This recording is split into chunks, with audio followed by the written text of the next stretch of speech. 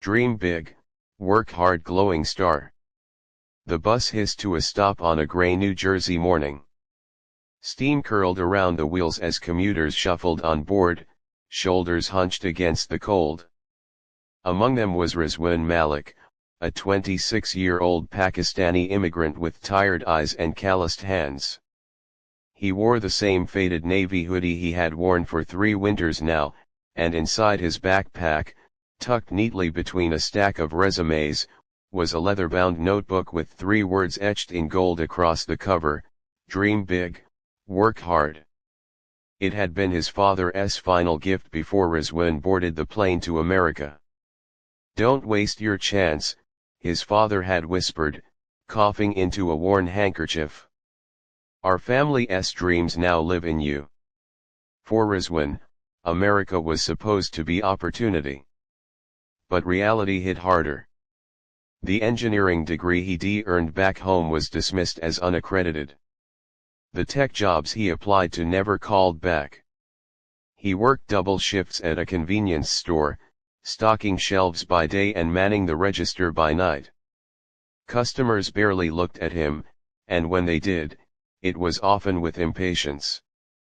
But every night, after work, he opened that notebook.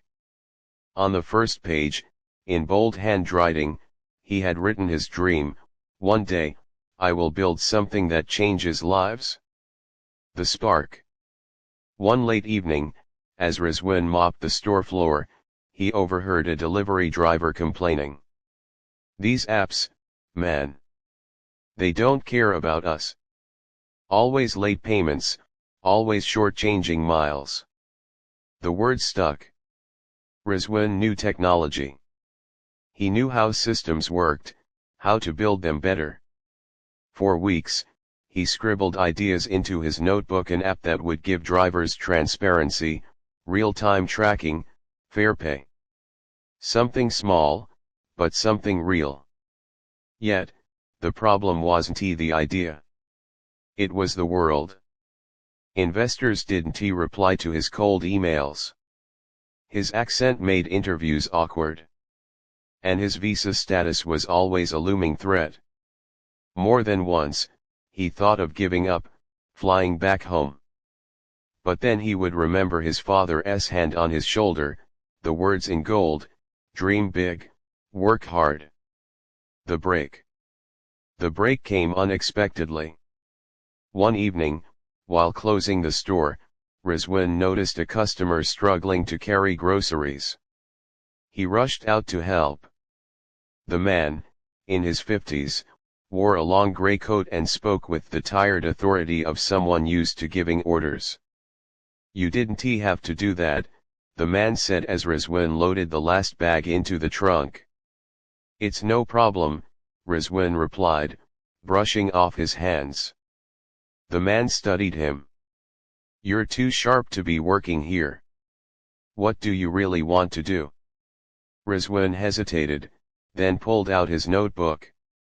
"I want to build this," he said, showing sketches of his app. The man flipped through, eyebrows rising. "You know, I run a logistics company. We've been struggling with driver complaints just like this." He closed the notebook and extended his hand. "Come see me tomorrow. Name's David Klein. Building the dream." That meeting changed everything. David wasn't an investor, but he gave Rizwan something more valuable: a chance. He offered him a desk in the company's basement and access to their driver data. "Build it," he said simply.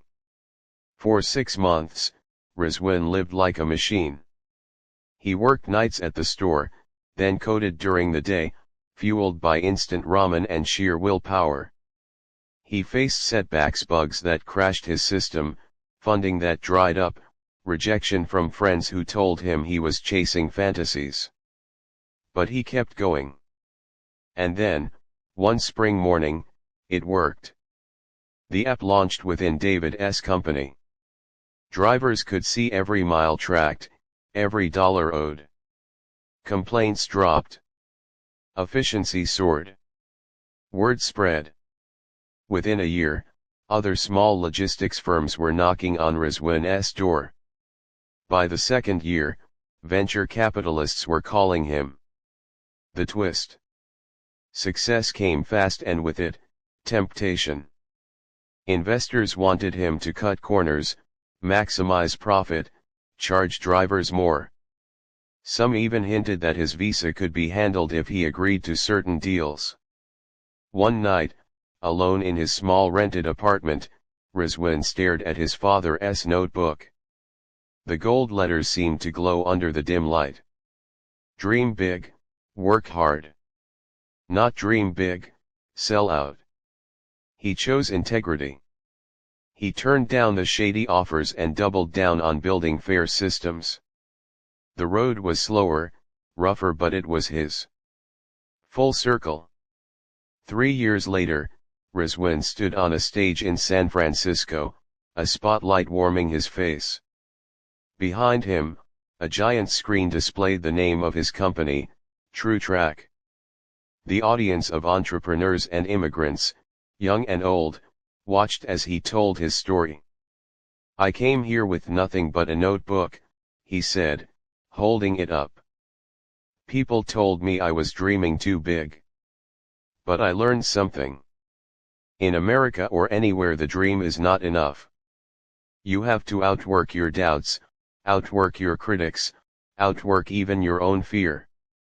Dream big. Work hard. That's the only formula." The crowd rose in applause. Somewhere in the back, David Klein clapped quietly, pride in his eyes. And in that moment, Rizwan thought of his father thousands of miles away, perhaps listening through a live stream, tears brimming. His son had not only survived, he had built something lasting. The ending. Months later, Rizwan visited his old convenience store. The aisles were the same, the smell of cheap coffee still lingering. He bought a candy bar, placed it on the counter, and smiled at the new cashier. "Keep going," he said softly.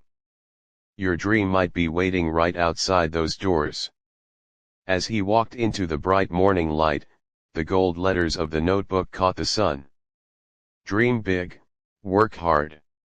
And for the first time in years, Rizwan realized he had only just begun.